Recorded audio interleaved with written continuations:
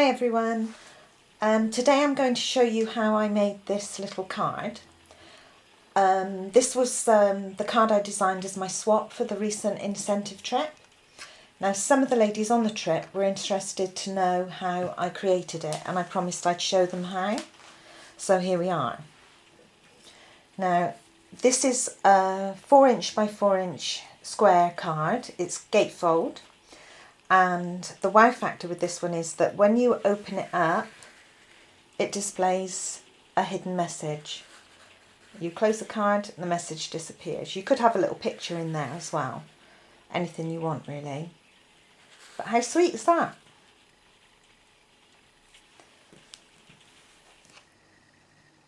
Okay, firstly, for your card base, you need a piece of cardstock. This is crumb cake.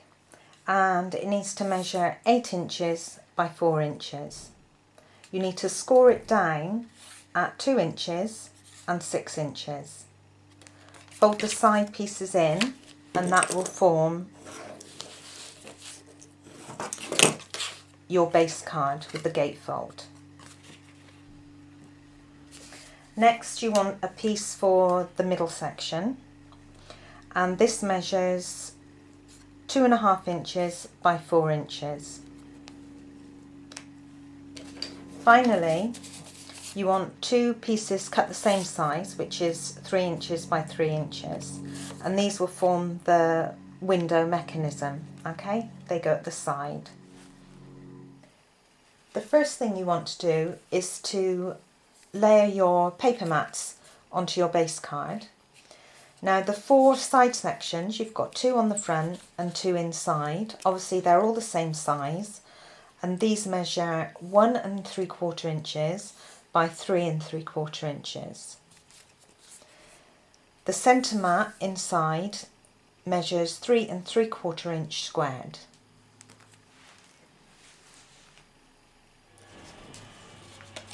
The next thing I did was to stamp my 2 window mechanism pieces. Now I've just randomly stamped these in crumb cake ink using the flourish stamp from the Creative Elements stamp set. That's this big one. Once you've done that, if you flip the pieces over, and on the back I've just drawn a pencil line through the midpoint on the card. These are 3 inch by 3 inch, so you want to draw your line at 1.5 inches. Okay, once you've done that, if you measure up from one edge, 1 1/8 of an inch, and just make a little pencil mark at that point. At the opposite side, you just score down at 1/4 of an inch. Okay, and you repeat that for both pieces. Once you've marked your 2 pieces, you just need to cut them. All you need to do is cut at that centre line to your pencil mark, and then you come in from each corner again to the pencil mark to make that pennant shape, and you do that for both pieces. The next thing to do is to complete your centre section. Now you want to layer your paper mat onto your cardstock first of all, and then mark the centre point. So all I did was drew a pencil line through the middle of the cardstock vertically and horizontally. Obviously where those lines cross, that is your centre point, and I've marked that clearly too. Okay. Now the frame that I'm going to use is our Starburst framelets, and it's the second size up. Okay, now because we've marked that on the card, that will help us when placing the framelit to make sure it's completely centred. The more accurate you are when you measure and cut your cardstock for this little card, the better your finished card will look. Now if I open the card up fully, you'll see in the centre we've got this diamond section, and on each edge of that diamond you've got a piece of cardstock that shows. Now they're more or less of equal size, but if you cut your side pieces and they're slightly off, or you cut your window aperture and that is slightly off, so it's slightly off centre, your resulting card could look off too. Okay, so the more care you take with the measuring and cutting on this one, the better your finished card will look. So the next thing we need to do is to actually cut our aperture. Now I'm using the magnetic plate and some very bent acrylic plates for this, but it will work fine. Using the lines I've drawn as a guide and that centre point that's marked, I want to centre my framelit, so take your time and get it as accurate as you can, and then when you're happy, top plate on and run it through the big shot. We can now start to put the card together. Firstly, I've just prepared my base card. All I've done is measure a 1/2 inch down from the top edge and a 1/2 inch up from the bottom edge on both sides, and I've just made a very light pencil mark on the edge of the paper so I know where to place my side sections. Okay, now the paper has an 1/8 of an inch border all the way around, and we're going to line the side sections up right on the edge of that paper, so it's an 1/8 of an inch in away from the fold line. So take a section and apply glue. Now Tombow is the glue of my choice. I always use it. I find that the bond is very strong, and once it's stuck down it's not going to move. Okay, so I've just applied glue to the 1/4 inch section, and then using my pencil marks as a guide, I'm going to lightly stick that in place but not press it all the way down yet. Repeat that for the other side.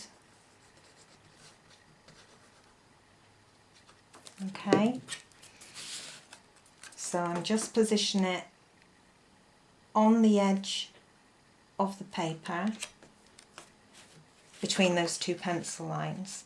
Okay, now if I close the card, I can just check, and that's not too bad actually, but I can just check that the line is continuous and one isn't higher than the other.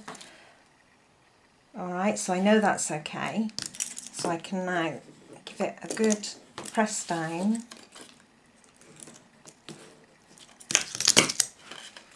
And those two sections are in place. Make sure your card is up the right way before you continue.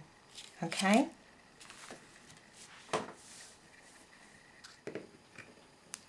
The next thing to do is to stamp our image or our hidden sentiment. Now I'm using the little My Friend stamp, which comes from the 6-sided sampler stamp set, that sentiment. So we'll ink him up and then just stamp him in the middle of some Whisper White cardstock.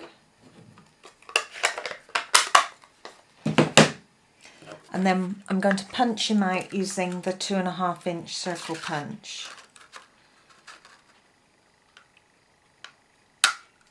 Okay.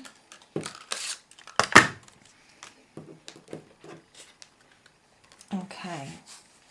Now I'm just going to check that that's going to fit nicely inside, which it does. And then again, using Tombow multipurpose adhesive, we'll stick that onto our card. Okay, plenty of glue, so we've got some wiggle time. And then I'll just place it gently at first, close my side pieces, and then just slide it to get it where I want it. And that looks fine. Give it a press down. Okay. Next we want to add our centre section to the card. Now this fits over the side sections. You need to place one down and then the other on top of it. Make sure they're not caught at the points. Make sure one's down and the other one sits on top. It doesn't matter which way, makes no difference. Okay, and then this piece will fit in the middle over the top of them both. All right, now we just want to add glue along the bottom and the top edge, about 1/8 of an inch deep into the cardstock. So bear with me while I concentrate and do this. Take the glue right to the edge so it's going to stick down and not lift.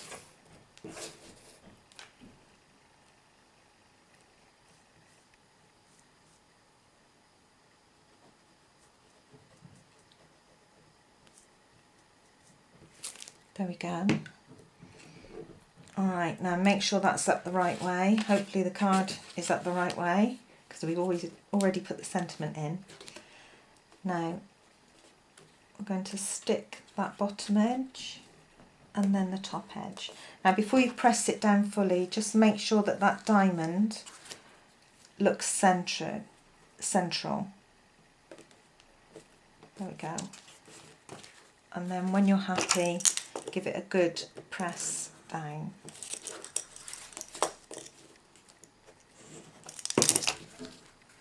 There we go. And then just test it. Lovely. Okay, now because I've glued it flat, the mechanism is quite tight, which is quite nice because your card will stay fairly closed. If I'd have added dimensionals instead of wet glue, it would have been raised and that wouldn't have been such a tight motion. Okay, so it's better to have it glued flat down.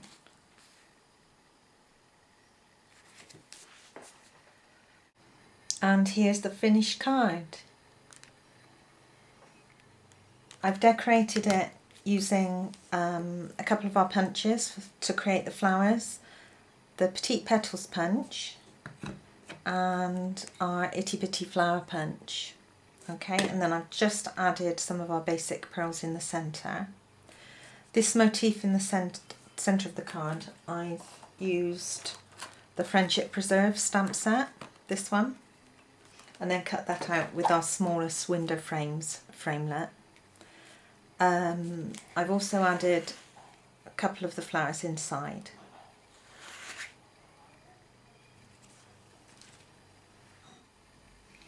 I thought you might like to see a couple of the other cards I created in the same style.